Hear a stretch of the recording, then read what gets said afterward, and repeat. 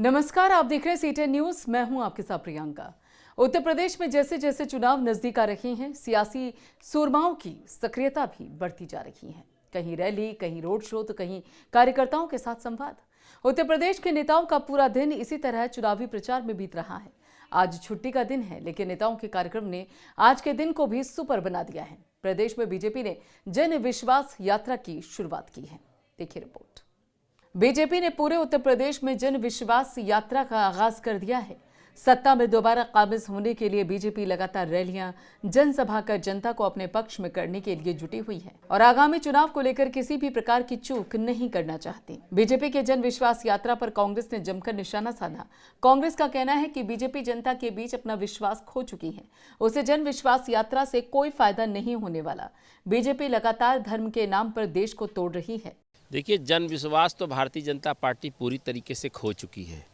चाहे वो मुद्दा रहा हो 59,000 शिक्षक भर्तियों का, अंबेडकर नगर अति पिछड़ों का गढ़ है और वहाँ से अति पिछड़े दलितों के आरक्षण का हक मारने वाली भारतीय जनता पार्टी जन विश्वास यात्रा निकाल रही है। धर्म के नाम पर देश को विघटन करने वाली, तोड़ने वाली भारतीय जनता पार्टी मुजफ्फरनगर के दंगों को ये अभी पश्चिमी उत्तर प्रदेश भूला नहीं है। पश्चिमी उत्तर प्रदेश से जन विश्वास यात्रा निकाल रही है। वहाँ का अति पिछड़ा हो, दलित हो, मुस्लिम हो, अल्पसंख्यक, सब लोग परेशान है और सब में भय का माहौल है। किसानों को अभी आपने देखा 700 से ज़्यादा किसानों की शहादत हुई और प्रधानमंत्री ने उनके लिए कोई मुआवजा या उनको शहीद का दर्जा नहीं दिया और लगातार उनकी एमएसपी को लेकर अभी भी धुंध छाई है और सरकार लगातार षड्यंत्र कर रही है कि किसी भी तरीके से दुगनी आय देने का वादा करने वाली भारतीय जनता पार्टी किसानों को उनकी आय का उपज का सही मूल्य नहीं देना चाहती है।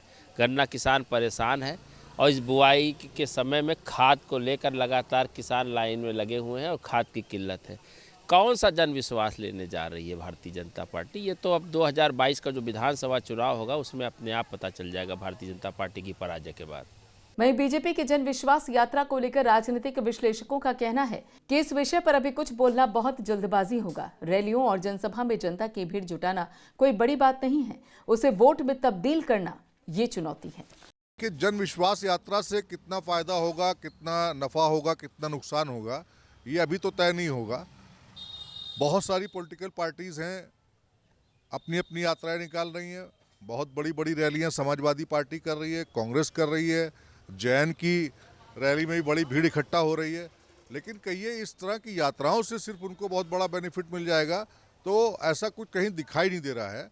अब बीजेपी की जो जन विश्वास यात्रा है, अगर वो कुछ अच्छे मुद्दों को लेके आते हैं या उनके पास कोई ऐसी टेक्निक होती है कि ये जो भीड़ है इसको वोट में कन्वर्ट कर सकें, जब तक भीड़ को वोट में कन्वर्ट नहीं किया जाएगा तब तक कोई बड़ा फायदा बीजेपी को नहीं मिलेगा या किसी अन्य पार्टी को नहीं मिलेगा। वहीं दूसरी तरफ जन विश्वास यात्रा को लेकर बीजेपी का कहना है कि हमने 5 सालों में प्रदेश में जितना विकास कार्य किया है उसको जनता के बीच लेकर जाएंगे और अपनी उपलब्धियां बताएंगे।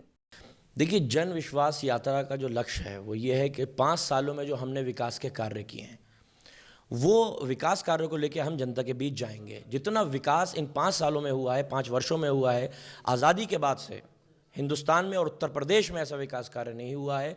हमारा नारा है सबका साथ, सबका विकास और सबका विश्वास। जनता ने विश्वास हमारे ऊपर 2014 में किया, 17 में किया, 19 में किया और 2022 में जो चुनावी नतीजे आने वाले हैं आप देखेंगे कि ये आंकड़े 350 के पार चले जाएंगे। ये विश्वास जगाने के लिए नहीं है, ये हमारा जो कार्य है विकास के, ये जन जन पहुंचाने के लिए हमने कौन से कार्य किए हैं और आगे हम आने वाले समय में कौन से कार्य करने जा रहे हैं। बीजेपी आगामी विधानसभा की तैयारियों के लिए पूरे दमखम के साथ लगी हुई है और चुनावी मैदान को फतेह करने के मूड में है। जन विश्वास यात्रा के दौरान बीजेपी जनता के बीच अपने कामों को गिनाकर अपना पक्ष मजबूत करने में लगी हुई है। Bureau report, cetane news.